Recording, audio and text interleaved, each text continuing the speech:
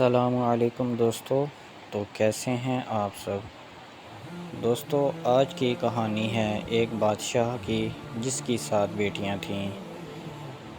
تو کہانی شروع کرنے سے پہلے اگر آپ نے میرے چینل کو سبسکرائب نہیں کیا تو سبسکرائب کر دیجئے۔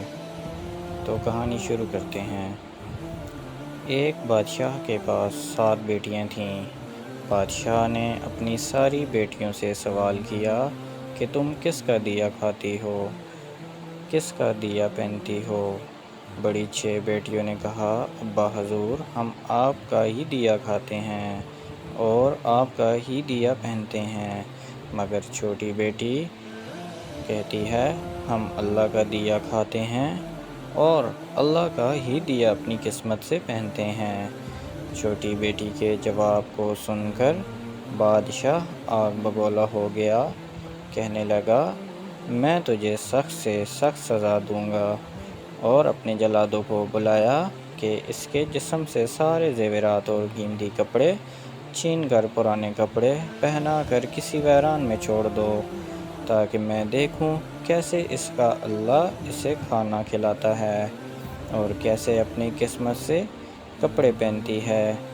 بادشاہ کے سپاہی چھوٹی لڑکی کو لے کر ایک سنسان جنگل میں پہنچے اور چھوڑ کر واپس چلے آئے، مگر لڑکی تبسم لہجے سے جنگل کی اطراف نظر دوڑا رہی تھی۔ اسے درخت کے علاوہ جنگل میں کچھ نظر نہ آ رہا تھا، مگر اسے ذرا برابر بھی غم اور خوف نہ تھا۔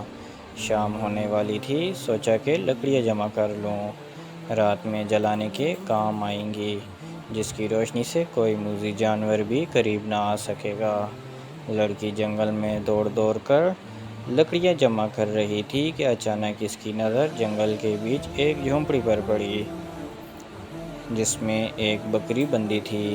اسے تعجب ہوا، جھونپڑی کے قریب گئی تو دیکھا کوئی بوڑھا چارپائی پر لیٹا ہے۔ بوڑھا نے لڑکی سے پوچھا کہ بیٹا، تم کون ہو اور تم یہاں کیسے آئی؟ لڑکی نے اپنا پورا ماجرا بیان کیا۔ بوڑھا کہنے لگا، بیٹی، تم میری اسی جھونپڑی میں رہو، کھانے پینے کی ساری چیزیں موجود ہیں، بناؤ کھاؤ، مگر میں صبح شہر کام کرنے چلا جاؤں گا، 1 ہفتے بعد واپس لوٹوں گا۔ لڑکی جلدی جلدی جھونپڑی صاف ستھرا کرنے لگی۔ صبح بوڑھا شہر چلا گیا، اب لڑکی اکیلی رہنے لگی۔ شام میں اس نے بکری کا دودھ نکالا، آدھا پی ڈالی اور آدھا برتن میں رکھ کر جھونپڑی کے دروازے پر رکھ دیا، کوئی بھوکا جانور پی لے گا۔ رات میں کوئی سانپ آیا، دودھ پی کر موتی اگل گیا۔ صبح لڑکی سو کر اٹھی، دیکھا دودھ کوئی پی گیا اور برتن میں ایک قیمتی موتی پڑا ہے۔ اس نے سانپ کے چلنے کا نشان دیکھا، اسے پورا یقین ہو چکا تھا کہ سانپ دودھ پیا اور خوشی میں موتی اگل گیا۔ اسی طرح ہر روز بکری کا دودھ نکالتی اور آدھا دودھ پی لیتی اور آدھا برتن میں رکھ دیتی۔ روزانہ سانپ آتا، دودھ پیتا اور ایک موتی برتن میں اگل دیتا۔ 7 روز بعد جب بوڑھا شہر سے مزدوری کر کے واپس لوٹا تو لڑکی نے 4 موتیاں بوڑھے کو دے کر کہا، تم شہر جا کر انہیں بیچ ڈالو اور ساتھ میں خوب عالیشان گھر بنانے کے لیے مزدوروں سے بھی بات کر لو۔ بوڑھا موتیوں کو بیچا اور گھر بھی بننے لگا۔ خوب اعلیٰ قسم کے کارخانے اسی جنگل میں بنوائے، بہت سارے مزدور کام کرنے لگے۔ دھیرے دھیرے اس نے جنگل میں اپنا شہر بسانا شروع کر دیا۔ اب وہ اس شہر کی ملکہ بن چکی تھی۔ شہر میں سیر و تفریح کے لیے آنے لگے، تعریف کرنے لگے کہ کچھ ہی دنوں میں اس شہر کا چرچا لڑکی کے باپ راجا اور 6 بہنوں کو بھی ملی۔ راجا کو وہ شہر دیکھنے کا شوق ہوا اور راجا کو بھی کے ساتھ پہنچ گیا۔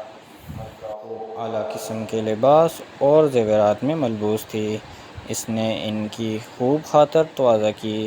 پھر راجا نے کہا کہ اپنا چہرہ کھولو، میں تمہیں دیکھنا چاہتا ہوں۔ ملکہ نے کہا، ٹھیک ہے، ابھی میں کپڑے بدل کر آتی ہوں۔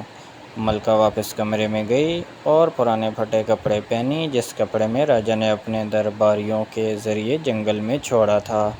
ملکہ اپنے باپ راجہ اور 6 بہنوں کے پاس پہنچی اور بولی، دیکھو مجھے۔ راجہ اور بہنیں دیکھ کر حیران رہ گئیں۔ اس کی ساری بہنیں بھی اس پر رشک کرنے لگیں اور سوچنے پر مجبور ہوئیں کہ اللہ ہمیں بھی روزی دے دیتا تو شاید ہم بھی ملکہ بن کر مالدار ہو جاتے۔ راجہ رونے لگا اور اسے احساس ہو گیا کہ رزق دینے والا اللہ کی ذات ہے۔ کسی دنیا کے راجہ کے پاس اتنی طاقت نہیں کہ کسی کو روزی دے اور کسی کو مالدار کرے یا کسی سے کچھ واپس لے لے۔ بے شک اللہ تعالیٰ ہر چیز پر قادر ہے۔ تو دوستو، ہماری پوسٹ، ہماری ویڈیو آپ کو کیسی لگی؟ برائے کرم لائک کر دیں اور اپنے دوستوں کے پاس بھی شیئر کریں۔ اگلی ویڈیو تک اپنا خیال رکھیے گا۔ اللہ حافظ۔